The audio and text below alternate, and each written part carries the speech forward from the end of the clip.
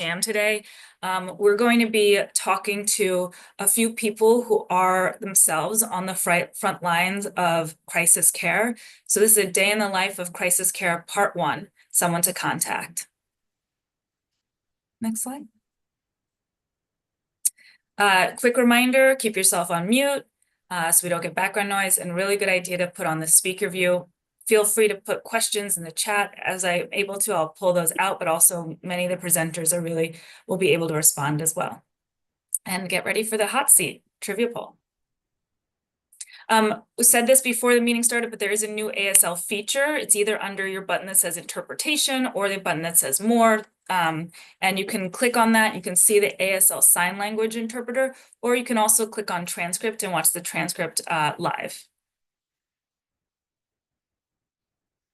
This is absolutely one of my favorites slides of this whole presentation. Since 2020, we've had 543 unique speakers across the more than 200 episodes, which is amazing. And do you have an idea for an episode? If so, reach out to the Crisis Jam team, to Karen Jones, to David Covington. Send in your ideas. I know they're always looking for innovative ideas. And the fun thing today is we have 5 brand new people who have never spoken as speakers. Some of them have been facilitators, including our very own Karen Jones, who keeps this engine moving. So really excited for all of the first timers here. Just a reminder, talk.crisisnow.com.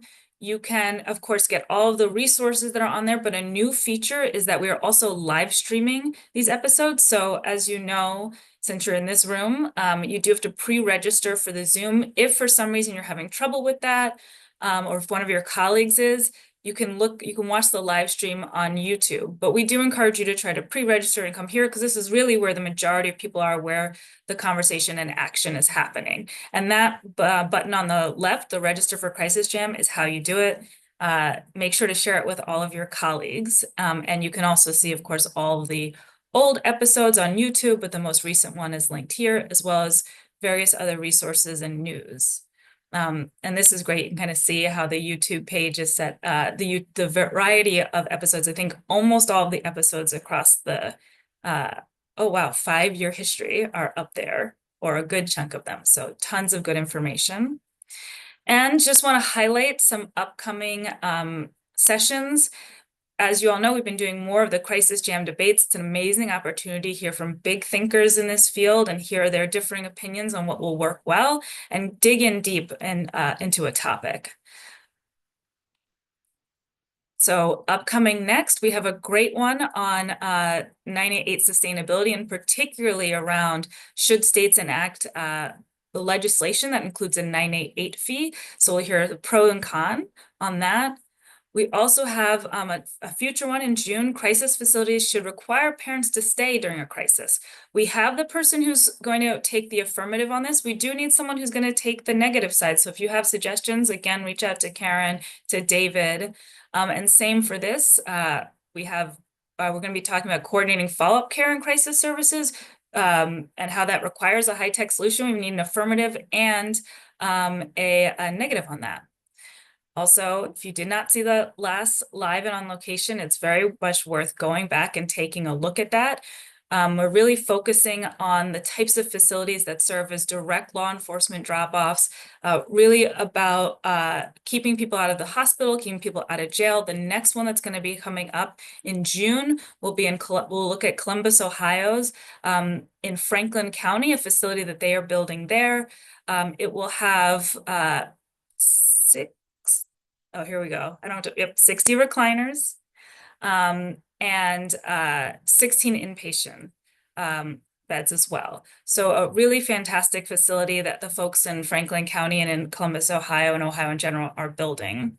You will have Erica Clark-Jones on that, as well as some special guests who will be speaking to what this crisis center is going to be like.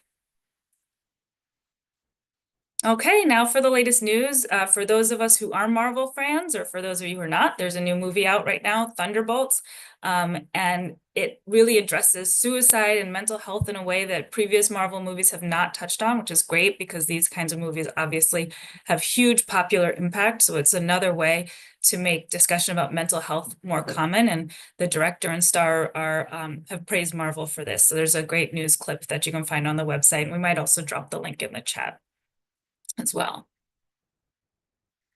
This next is just highlighting some additional resources or new resources from HHS, particularly some of the work around the 988 911 integration. That's up on the HHS website. There are also there's also t-shirts. Now, it doesn't seem like you can buy the t-shirts on the website as far as we can tell, but they have all of the materials that you need to make the t-shirts. And so this one's a really beautiful one. No judgment, just help. There's also another beautiful one on You Are Not Alone. So really fantastic resources. And skilled caring, support anytime. All right. And so now I'd like to bring up David Covington for the Lived Experience Library. Josh Riverdale, thanks so much for joining us. Great to see you. Has it been almost a decade since we've been together? It's been almost a decade. I was just thinking about that. It's been since Atlanta that I've seen you in person. Yeah, Zero Suicide 2 in Atlanta. Yeah. And Josh, I think one of the reasons you came to that event was because of so many of us grow up with this idea that suicide can be inevitable for some. And you wrote the Gospel According to Josh. For those of you in the Crisis Jam audience, Josh is an actor, a producer, a playwright. Josh, tell us about briefly the Gospel According to Josh and what you wanted to bring. Yeah, thank you, David. So this was something, my dad had died by suicide in 2009. My grandfather died in the 1960s. In 2011, in early 2011, I was in crisis myself, multiple major changes, undiagnosed, untreated mental illnesses, and the trauma of having lost my father. And so I nearly attempted got help. And over this period of maybe 3 to 5 months, I was like, okay, I'm going to get help, but I'm also going to be a helper. So I started telling my story a bit.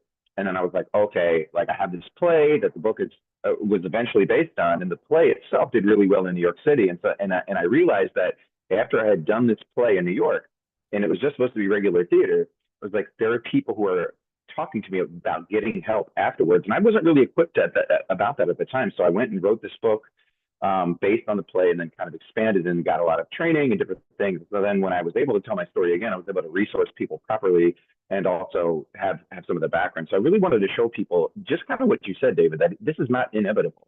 It is preventable. And like, you are not beholden to whatever you come from. You don't have to be that. And I didn't have to die by suicide, and I could even change the trajectory of my family and my own life. So that's a bit of what I wanted to share with that. Yeah. Josh, thanks so much for being with us. This is in a tradition of, I think, a host of work that followed William Styron's A Darkness Visible and is really transforming our view of recovery. So, Josh, we'd love to have you back on the program and talk more about your work in this space and really your efforts to champion the voices of lived experience. Thanks, brother. I'll be back anytime. Just say the word. All right. Thank you. Thank you both. Now, one of my personal favorites, we are on the Crisis Trivia Hot Seat, and the audience is in the hot seat. So the question we have to answer is, 16 states have dedicated funding for 988, 11 through a monthly telecom fee, and 5 through reoccurring appropriations. When you compare that funding to each state's population, you get a revealing metric. So the metric is per capita funding, and using NAMI's Reimagining Crisis website as the data source for funding, which state has the highest per capita funding for 988? Is it Delaware? Is it Utah? Is it Oregon? Is it Washington State? And you should see a poll pop up on your screen, and feel free to participate in that. This virtual room is always a strong contender for the hot seat.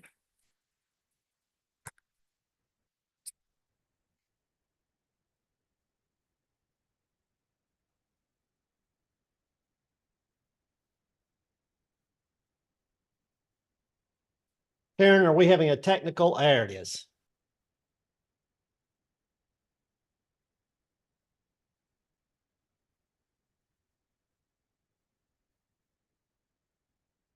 All right, we're going to give a few more minutes for folks to put in their guess.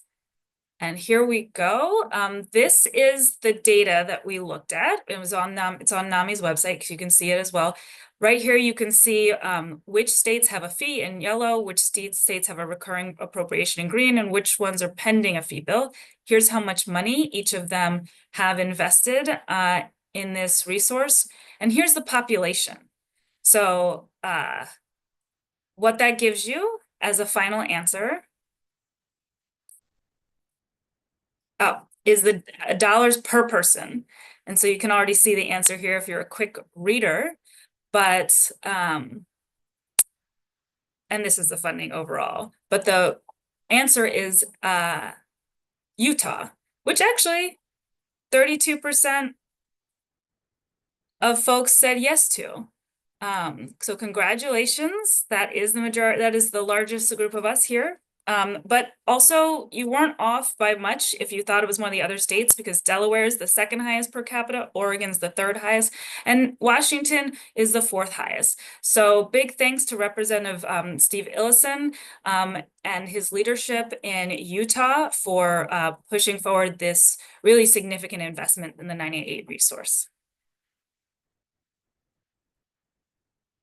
All right, and now I'm really excited to bring up Sherry Sinwelski, Dayanara Ciceras, and Rachel McLaughlin for our Crisis Jam. Sherry will be moderating a panel with both Dayanara and Rachel, talking about their experience working at the front lines of 988 and crisis hotlines. So Sherry, I'll pass to you.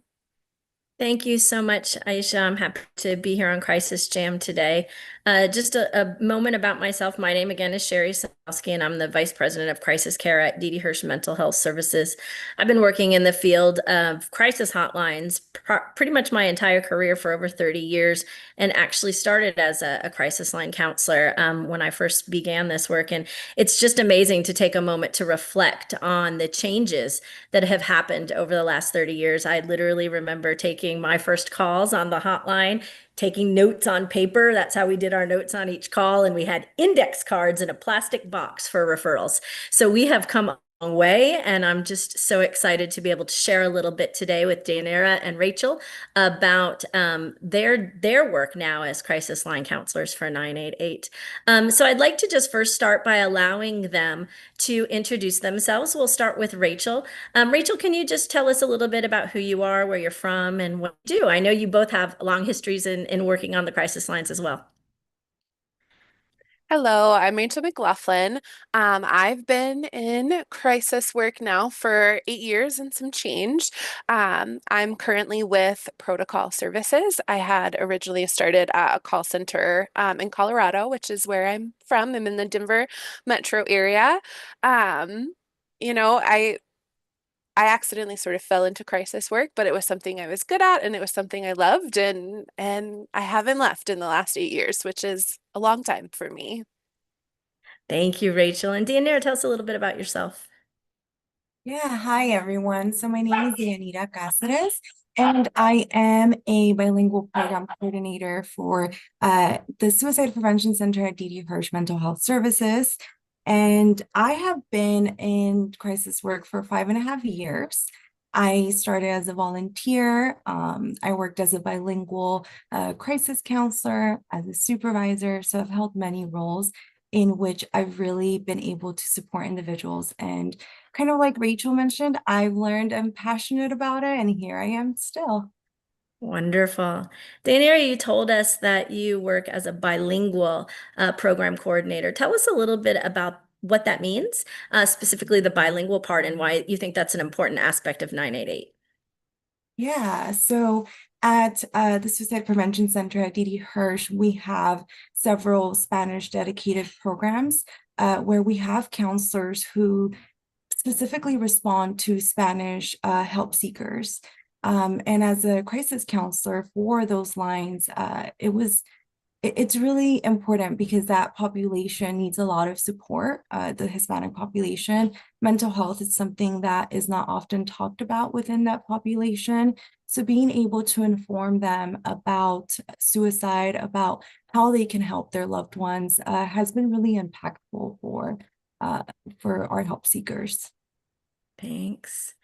Rachel, you said that you just fell into crisis work, and maybe that's how it happened. But usually I hear that there's usually a bigger why as to why people get into this work, and not only get into it, but why they stay doing this work. Tell me a little bit about what's your why? Why do you do this? Yeah.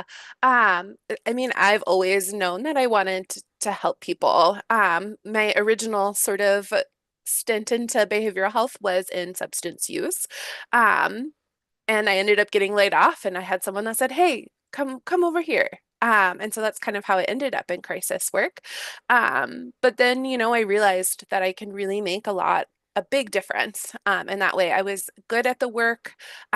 Even those tough calls that don't always feel really great, like if you get through it, you work through it, it still feels good to know that you could have made even a small difference. Um, and as I've worn many different hats throughout my career, I've also learned how much I love to support other people that are doing this work, getting to share my knowledge and helping them build skills, as well to be able to do this work, because it's not easy, but it is very rewarding. Thanks, Rachel. Deanira, how about you? What keeps you doing what you do? I know that this is hard work that you guys are doing every day. Yeah, so, since I was younger, I remember experiencing difficult moments in my life and feeling alone sometimes. So, as I was growing up, I realized I didn't want anyone else to feel alone during their, hardships. And so I started making sure that I was able to support my friends, my family. And then as I grew older, I was like, I'd love to do this. I'd love to do this for a living. I'd love to support other people feel less alone. And I found out about suicide and suicide prevention efforts through my master's program at the time in 2017. And I learned that if I wanted to be in the mental health field, I needed to know more about suicide prevention.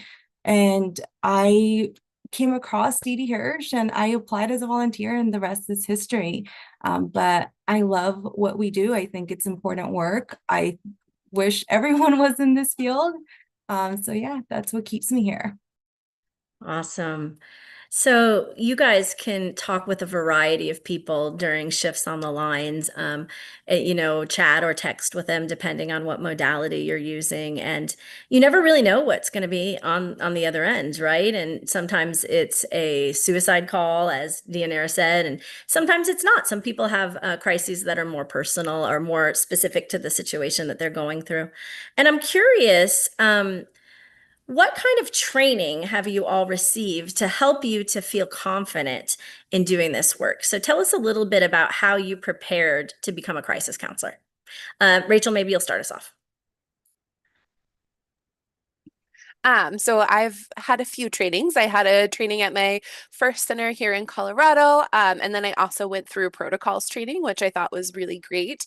I think one of the most important parts is that we did really focus a lot on how do you make yourself comfortable during shift? How do you care for yourself physically? How do you care for yourself sort of like mentally, and building resiliency? And I think that's incredibly important. But also the 988 Lifeline trainings are really great. I do enjoy those. But I think that resiliency piece is so strong that is really what sticks out in my mind. And I loved that protocol had such an emphasis on that. And just starting to learn those skills. How do you actively listen? All of those things have been, I think, incredibly important, and they help you in other areas of your life as well. Yeah, thanks, Rachel. Deanira, tell us about your training experience. We hear so how important wellness is, and learning how to take care of yourself in this work is so important. What happened in your training that really helped you to feel like you had the skills to really listen to people who might be in their worst moments? Yeah, so I mean, Didi Hirsch has extensive training, so that was extremely helpful. Our training was several months, ranging from, lectures and really teaching us the basics of supporting individuals to really hands-on training with individual supervisor support on the lines. But beyond that, I think there's been a lot of wellness efforts that have really just highlighted the importance of self-care and of talking to others, right? We talk about in suicide prevention, we talk a lot about how it is very important to talk to others when someone is going through difficult times. And for frontline workers, it's just as important to make sure that we're connected, that we speak up, and that we take care of ourselves. So that has been really helpful with just continuing to learn and grow within the kind of work that we do. Thanks. Um, so I'm curious if you guys can think back to, I'm sure you've talked to so many people over the years of the work that you've been doing, and of course, but with keeping confidentiality. I'm wondering, Rachel, if you might have a story to share about a call or a text or a chat that was just particularly impactful and why you thought it made a difference for that person. Yeah, absolutely. I have several, but I think the one that's kind of coming to mind today is a familiar voice that we used to have at our Colorado Center. And they pretty consistently struggled, and people would struggle to work with them. And I remember getting on the phone with them one day. And I don't even remember what I said, but I kind of felt like the tension sort of melt away.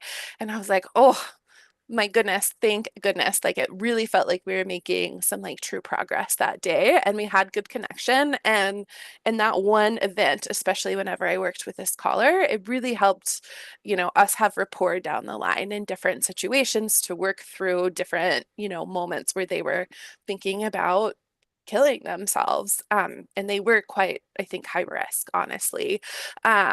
And so that always sticks out in my mind of like, if you have the patience, if you can sit through the tough calls, like you can truly make a difference for someone. Yeah, kudos to you, Rachel, for being there for that person and all of the help seekers that have reached out. Deanira, do you have a contact that stands out to you? Yeah, I've always thought that there are a few contacts that I will never forget. Those that really leave a lasting impact because you were able to see the difference of when they called and how they felt afterwards. My contact, I remember, was calling because they felt overwhelmed with life, with the pressure of, having a family and having to provide and just, life in general. And this person stated that they had everything ready to kill themselves in the restroom. And, I gave him time. I listened. I expressed empathy. I validated his feelings and emotions. And, we made kind of a plan for what he can do to stay safe for a moment. And then he was very clear with me that if he didn't receive immediate mental health services, that he didn't know if he was going to be here any longer. So, we made a safety plan for the moment. And then I called him back with resources of where he can go to see a mental health therapist. And when I did, he thanked me and he said that he was going to be okay, that he was going to stay alive, that he was going to call and receive those mental health services. And it's one of those calls I'll never forget. I bet.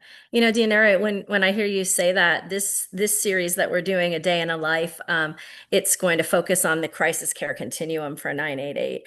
How 988 sort of is a first front door that people can call to talk to somebody when they're in crisis, but oftentimes they do need something more. And I think the call that you just talked about really just reiterates how important it is that, when a person's in crisis, that might be a short period of time, and they don't always have the ability to say, oh, I'm going to wait 2 weeks to see somebody to talk about this further. And so there's really an opportunity when a person is in crisis to try to connect them to that longer care if they need it. And I think that's why it's so important that, as we're building out 988, it's not just the crisis call that they might, many of our callers de-escalate at the end of our call, and that might be all they need. But for some, those next steps are so important. So thank you for that example and illustrating that.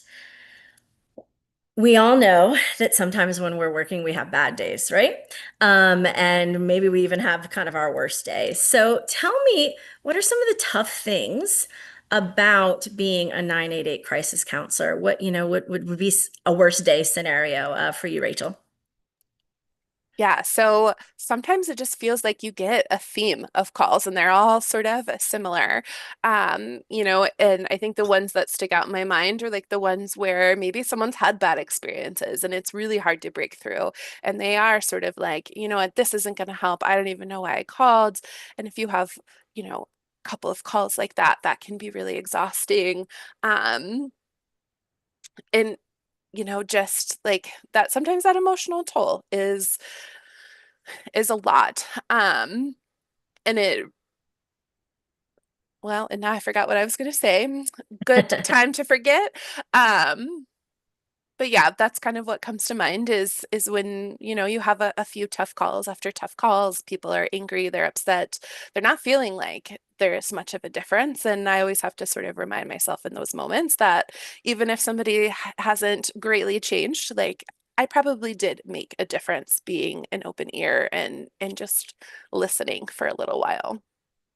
We're like sponges as counselors on a crisis line, aren't we, Rachel? And, all of that kind of builds up inside of us. And even, some of that negative things. And I'm not surprised that you kind of lost your train of thought because it brings you back to that, right? It's like, oh my gosh, I'm still feeling these emotions that these callers were feeling. And again, that wellness is just so important so that we have a way to get that off of our shoulders when we're hearing all of these things that come in and on a crisis line. Deanira, what's it like for you? What are some of the biggest challenges? Yeah, so interestingly enough, I was going to highlight similar to Rachel, but one of them for me was the toll of the work. As much as I've loved, supporting help seekers, I couldn't deny that it was impacting my ability to be there for my loved ones, right? Because I would spend 8 hours or so long, right, just listening to help seekers and supporting them. That at the end of the day, I wouldn't want to, like, if a family member came to me with like, oh, this sad news, I'm like, I can't right now, right? But that's why self-care became increasingly important in the work, is just, reminding myself that that would allow me to keep doing what I was doing and be able to support my loved ones. And now it's great to see all the wellness efforts from 988 and specifically Dee Hirsch, just that push to really support our frontline staff so that we can consequently support our help seekers. And that wellness aspect has become kind of a priority. Yeah, Taylor Swift, shake it off, right? We've got to find a way to get that off our shoulders so we can keep doing this work every day. I mentioned when I first started about 30 years ago, I see some people in the chats talking about their first experiences. So much has changed over the last 30 years. I remember when I first started doing this, it kind of felt like we were in a little, like, this confidential location in a box. Nobody even really knew about crisis lines, not like they do now, and then over time, through SAMHSA and other efforts, we started to really come together as a community of crisis centers across the country with 1-800-SUICIDE, 1-800-273-TALK, that. And now we have 988. I know that both of you were here prior to 988, and now you've been working as 988 counselors for a couple of years. What have you seen sort of as the biggest changes since the implementation of 988, and what would you think are the top successes? Rachel, what are your thoughts on that? Yeah, we definitely noticed there were more calls coming through once 988 officially launched. We were getting more calls through that Lifeline network. I love that it's just a 3-digit number. Like, that's so much easier to access. I think that if you're in crisis, it's much harder to think about, I have to call this 10-digit number versus I have to dial 3 buttons that are pretty repetitive. So I think those things are really great. And the geo routing is great. That was always kind of a challenge. Somebody would call, we move now and keep the phone numbers, and that geo routing is really great to make sure that people get to where they need to be, especially if they need resources. Yeah. Thank you. Deanna, what would you add to that? I mean, yes, the volume, I mean, I don't know if it tripled, quadrupled. It was a huge difference as a counselor. I saw the difference because we would have longer waiting periods prior to 988. And then it was just call after call and just access. I'm really happy about 988 because access, it's so much easier to dial, easier to give that number, and people can easily remember it. Yeah. So we've really been able to reach more people with this easier to remember number. But we're still in our infancy. We're still growing. We still have goals that we want to do to make 988 even bigger and better. And before we wrap up, just quickly, anything that you think is important in terms of where we're headed next? Where would you like to see 988 go from here, Rachel? I would love to just continue to see it grow, for counselors to continue to gain, even more competency as we learn more about crisis, and continue to train and keep those skills going. Thanks, Rachel. How about you, Deanna? Same, I would say more continuous trainings. I would like to see continued efforts in wellness, and then also increased support for our minorities. Yeah, thank you. Well, I just want to take a moment to thank both of you for all of the work that you've done, all the lives that you've touched, and to all the other 988 crisis counselors across the nation. The work that you do is so important every day. So thank you for being on the front lines. Thank you all. Thank you, Sherry, DNR, Rachel. Really amazing. You're resonating quite heavily with the folks on the call. There's a ton of people who took their first crisis calls a long time ago, and that they really resonated with that experience. So thank you so much. And we're going to call up our discussants. First, we have Helen Luttrell, the Chief Clinical Officer of Behavioral Health Link. Hi all, yeah, great panel. Thank you all, so much for sharing your experiences, and sort of what got you here today, as well as ideas for the future. Spurred a lot of sort of thoughts in my mind. I really appreciate, Sherry, you starting us off with speaking to how times have changed, and we sort of wrapped up in that way. I know, like I said in the chat, I started answering the lines in 2012, and I worked an overnight shift, and if I wanted a supervisor to provide help, I had to call them on a physical landline, while also keeping the caller on the headset, and not letting them know that I was getting that help from the supervisor. And today it's a lot easier through a lot of our chat sort of formats, but definitely always remember it being such a privilege to help people on their worst days. And I'm really glad that I had that experience for 3 years of being a crisis, telephone counselor, and that being my first foray into mental health care.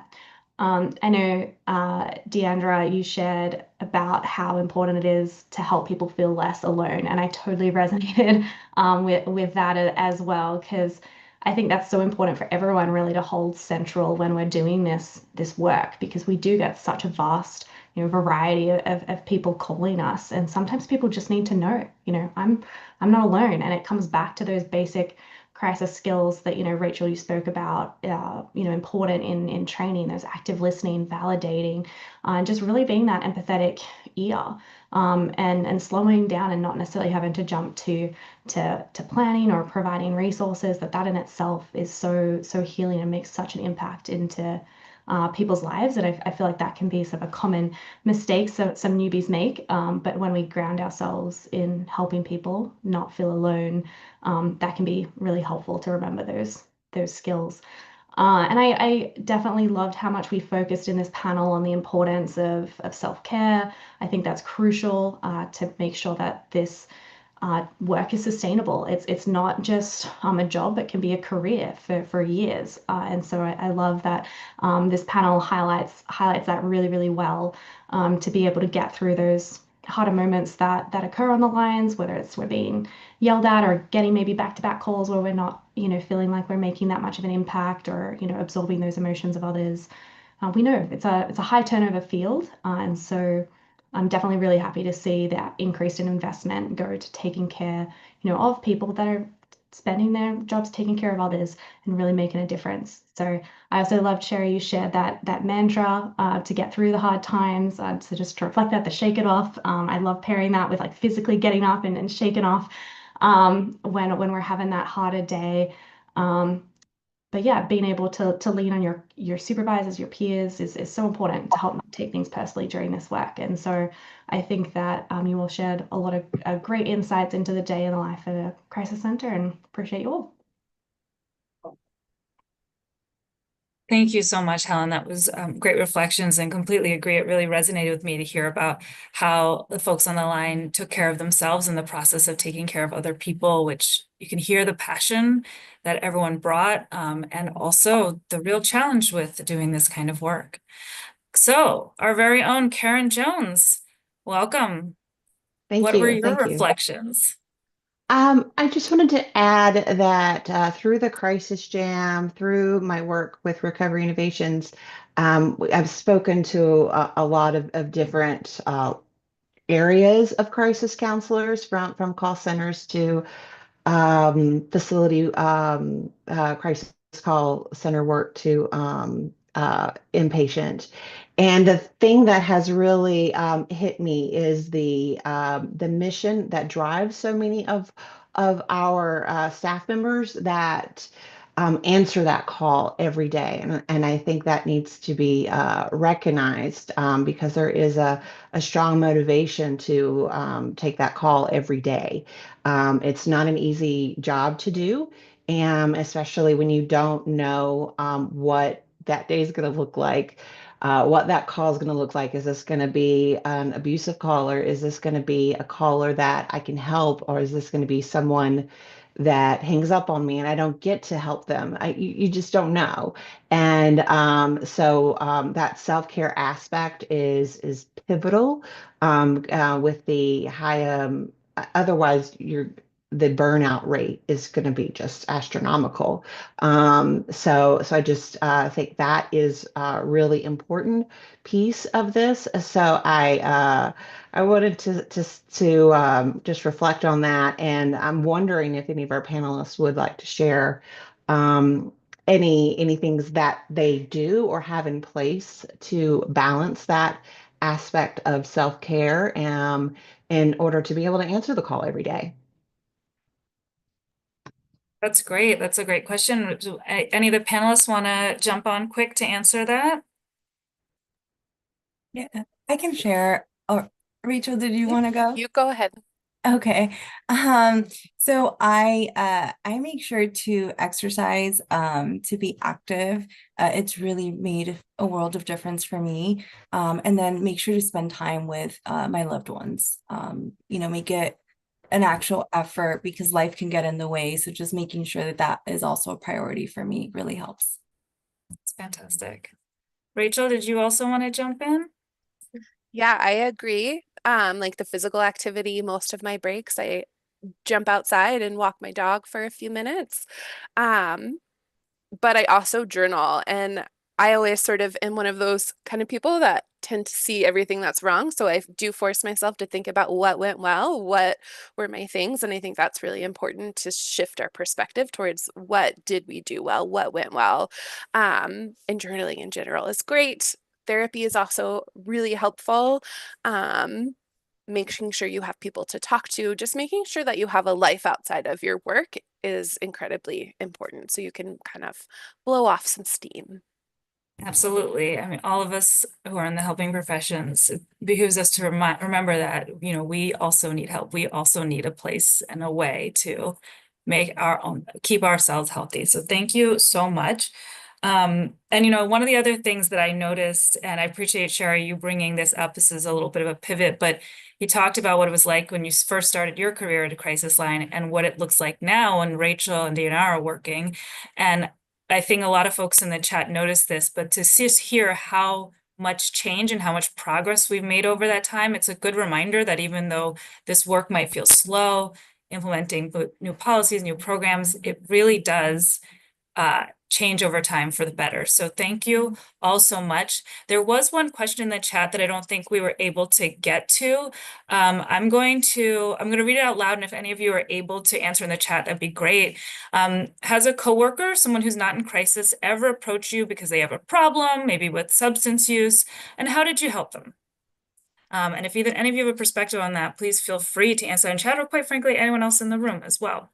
So next up, Brian Hepburn, Nashville update. Welcome. Thank you, Aisha. It's always good to see and hear you. Likewise. Thank you to the 988 Jam planning team. They do an excellent job. It's nice to see Karen on the Jam. She's usually in the background, does a great job. Also want to thank Sherry and Dianera and Rachel for sharing very important information. Also want to congratulate Chuck and Goglia on the National Council. I know there are many people that were in Philadelphia this week attending their annual conference. Some of us attended the pre-conference that was on crisis services and CCBHCs. And it was a really nice update, a reminder of how far we have come, but also a reminder of how far we have to go. In addition, I want to spotlight homelessness a little bit. The data on the homelessness issue, 2024 January study showed that there were about 750,000 individuals who were homeless. 25% approximately had serious mental illness. 40% approximately had serious substance use disorders. And we know the primary problem with homelessness is lack of housing, but we also know that a significant part of the problem is related to inadequate services and treatment for individuals with serious mental illness and serious substance use disorders. So I think we can do better. This is a national problem. You can go to any large city and it just jumps out at you, and it just, the tendency of me and many of the people I know is to try and ignore it. But it's, if you open up your eyes, it's just right there in front of you, and it's just devastating. And we know that in order to prevent crisis, in order to recover from crisis, you can't be homeless. If you're homeless, the chances of you having a crisis is greatly increased. So I think we have a significant challenge ahead. But I bring it to this group because this group has been so good at creating national movement and national momentum. And I hope we can add homelessness as one of those important issues that we take on. So thank you, and back to you, Aisha. Thank you so much, Brian, and thanks for raising that. You know, I live in New York City, and every day it's you do see folks where it breaks your heart, people who are living on the street, people who are like unstably housed. So I appreciate you raising that need to think about the intersection between crisis and homelessness, and to always realize that first and foremost, people need housing, but there's also this need to address people's mental illness, their substance use, their history of trauma, the trauma that accumulates when you live on the street, all of that. So I just thank you so much. And I love the call to action for all of us to be looking at this intersection. Appreciate it. Thank you. Yes. Next up, we have our state highlights, I believe. Yes, I'm bringing up Daniel Heron and Catherine Gilly. I believe, Daniel from Vibrant, you're first. Is that correct? Yep. Thank you, Aisha. Absolutely. Just wanted to provide everyone with some brief state legislation updates. As you probably know, most of the country has been in legislative session this year. Currently, there are 28 states still in an active session. States are starting to wind down, getting budgets passed, and getting closer to finishing up. A couple of bill updates. Want to flag in Alaska. Alaska has a 90-day fee bill that would set the monthly fee at 98 cents per month. That bill had a hearing in the House Health and Social Services Committee on May 1st. It's now sitting in the Labor and Commerce Committee, and it has hearings scheduled for both today and Friday, I believe. Yes, 5/9. That bill would create a separate account for dollars to go into, and would also provide funding for workforce operations, public awareness, and data collection. That bill also has been referred to 3 committees, so even after it gets out of Labor and Commerce, it will then have to go to another committee. So it has an uphill climb, but that's where it's at right now.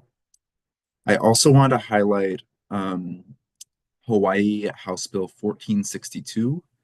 That bill expands the crisis intervention and diversion services program to include 2 new crisis intervention and stabilization service sites on Oahu. It's expanding that and offering more services. One of those service sites has to be in a area with a disproportionate rate of individuals with mental health disorders and co-occurring mental health substance use disorders. That bill has made it. It's been a long way through on that bill. It's made it through both chambers, has been approved by the conference committee after changes were made, and is now pending governor's signature as of May 2nd. And with that, I will hand it over to Catherine for a couple more updates. Thanks, Daniel. Just two more updates on my end. In North Dakota, Senate Bill 2200 has been signed by the governor. This bill originally had a fee attached to it. That was taken out, but it still appropriates $500,000 to 988 over the biennium.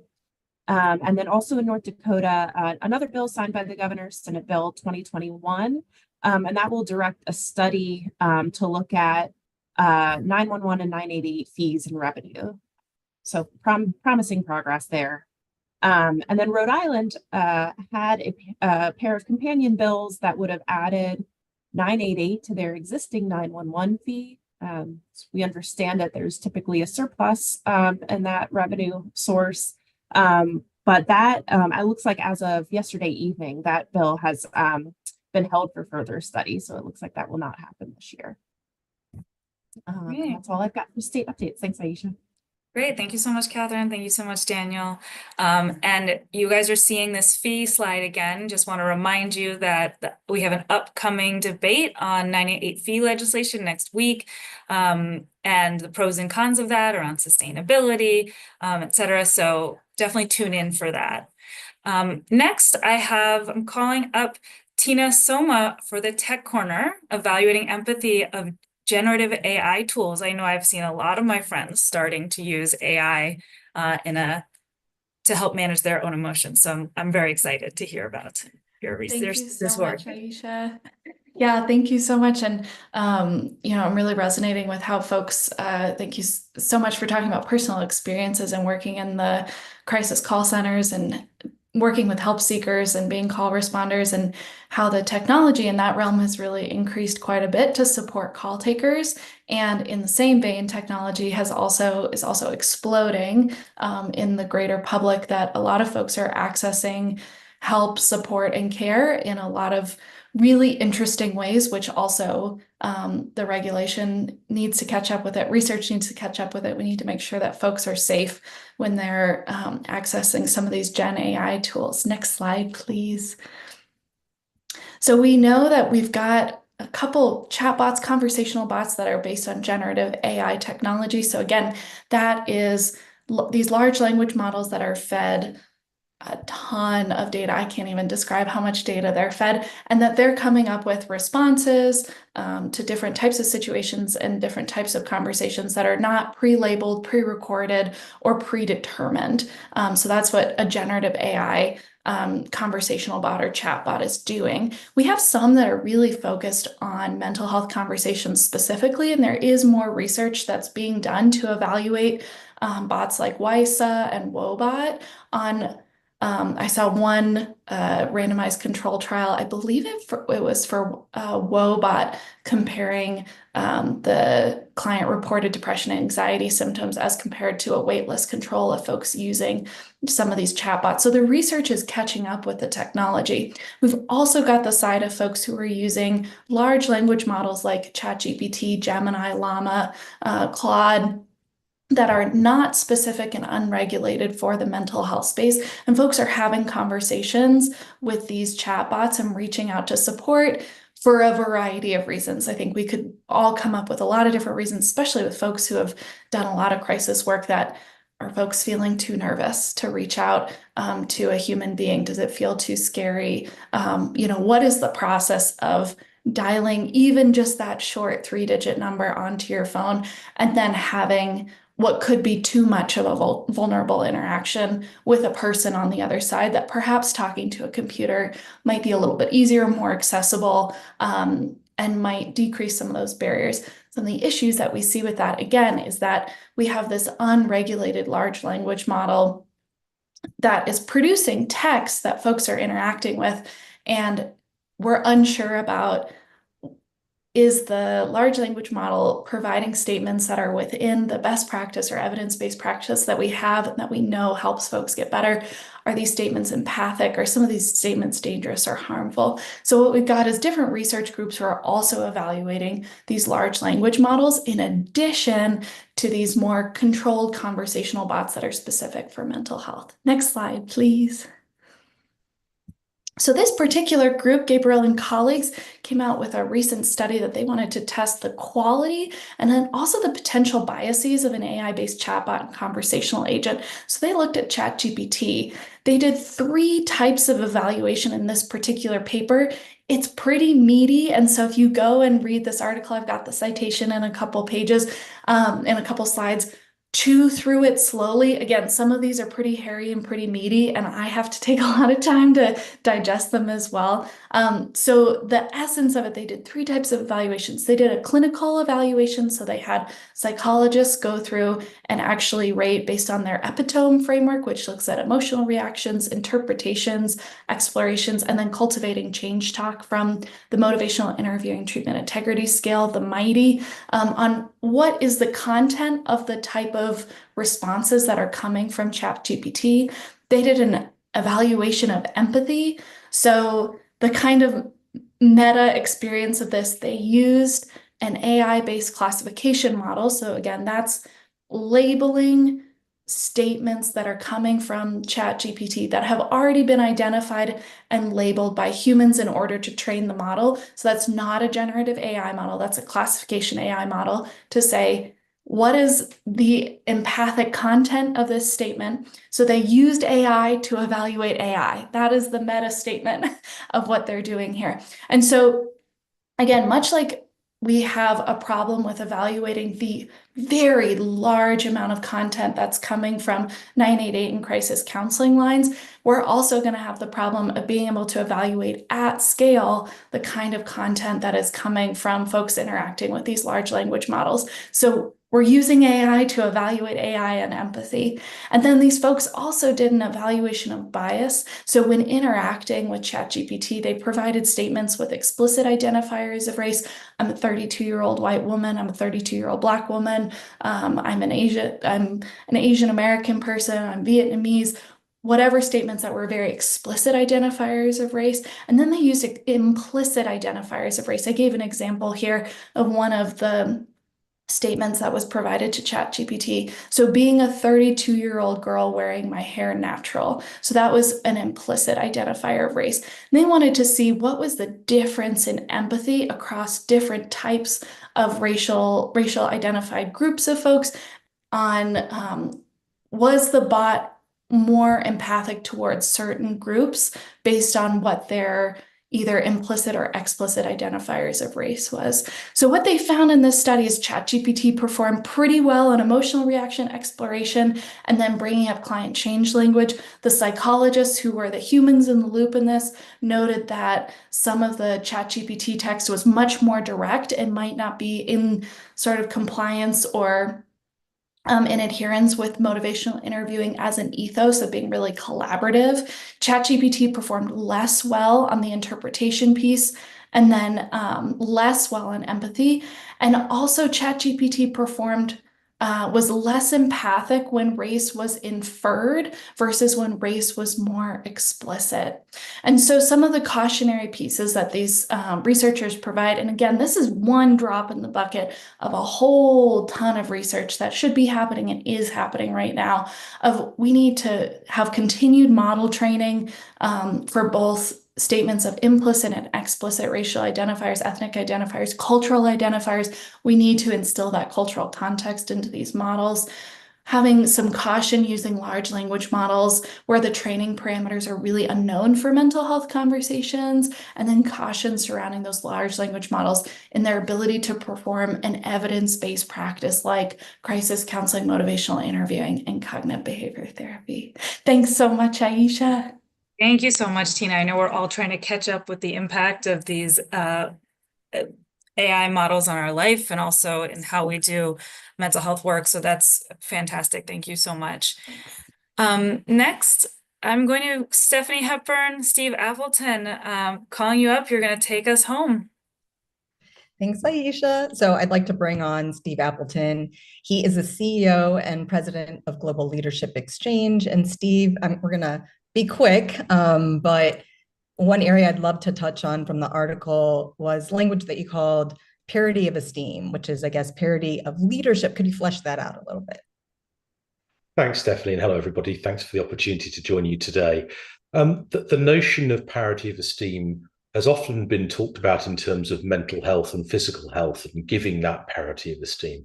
But at Global Leadership Exchange, particularly in relation to crisis and leadership more broadly, we're interested in the parity of esteem in respect of leadership, i.e. that there is no longer, in our view, a hierarchy around leadership, that anybody that is trying to create transformation and improvement has a leadership role. And that's really, really critical. And it doesn't matter whether you're the chief executive of an organization or you have a fancy title, or if you're somebody working day to day on the front line, as we've been hearing about today, the knowledge and the expertise, the education, the learning that can be brought by bringing people together at different levels from different organizations and different settings is really valuable in creating a knowledge community, which we try to do around the world, but we hope that colleagues in the United States will continue to do, because by doing that, we have a direct and quicker impact on improving services for people in crisis. And when we talked, we also discussed standardization. You know, you're bringing nations together, leaders from all over the world. And just like how in the US, no two states are identical, no nation is identical to another. But there's a lot of discussion too on what can be standardized versus what can be tailored when it comes to innovations to be nation and population specific. Can you talk about that? Yes, I think that there are opportunities for standardization, particularly in our use of language, so that there's some sense of consistency in understanding what we mean through certain words and phrases. But there's also something about the importance of tailoring responses to the particular cultural, legal, policy situations that exist in different countries. So what works in the United Kingdom, where I am today, with what works in bits of New Zealand or indeed rural parts of the United States will be different, and you have to tailor the response to be reflective of the circumstances that the people who are experiencing the crisis are living in. But there is some degree of standardization, I think, in relation to what one might expect from a service in terms of quality and outcome. So there's a balance to be achieved, but cultural, political, socioeconomic contexts are really important when shaping a tailored approach. When we chatted, we have a little bit more time. When we chatted, you talked about the Pacific Islands, and I thought it was so fascinating because it really could be what you discussed could be applicable in rural parts of the United States or in Australia. And it shows really how sometimes we create our own barriers of being able to adopt innovations. And this to me was a great example of how that could be adopted, especially in rural or, like you said, geographic areas that are geographically spread apart. Could you talk about that a little bit, specifically about their concept of community-based care? Sure. I think the concept of community, as described in the article, particularly from a professional's perspective, is about professionals working in buildings that maybe aren't hospitals or are within residential areas, for example, whereas in some of these other settings in the Pacific Islands, and including US Pacific jurisdictions, actually, the notion of communities is not about that. It's about the people who live in the community. It's about your cousin, it's about your neighbor, it's about the person who works in the library or the grocery store, and a community of support, a little bit like a community of practice in some sense, where people can share their concerns, they feel able to do that. There's not a stigmatization around talking about those issues. And in a way, that community-based support enables people, hopefully, to feel more comfortable about seeking help. It helps them to avoid acute crisis more often, potentially. And it also means that the community is incredibly mental health aware. So I think there are lessons to be learned in different directions, and that's what an exchange is really about. Let's learn from what happens in those communities, and they can learn from us. And that's where you get that standardization versus tailored approach fitting together really nicely. Thank you so much for having on with me. Thank you, Stephanie. Thank you, Steve. So we're at the end. Just want to flag for you what's coming up next week. A reminder, we'll be looking at a debate on 988 fee legislation. So please come back next week, share it with your colleagues. We have 2 weeks. Are you ready? Advanced Crisis Systems for Care with Monica Johnson. That will also be fantastic. Thank you so much for watching. It's been really amazing to be with you here today. This is always packed with so much dense and important information. Have a great rest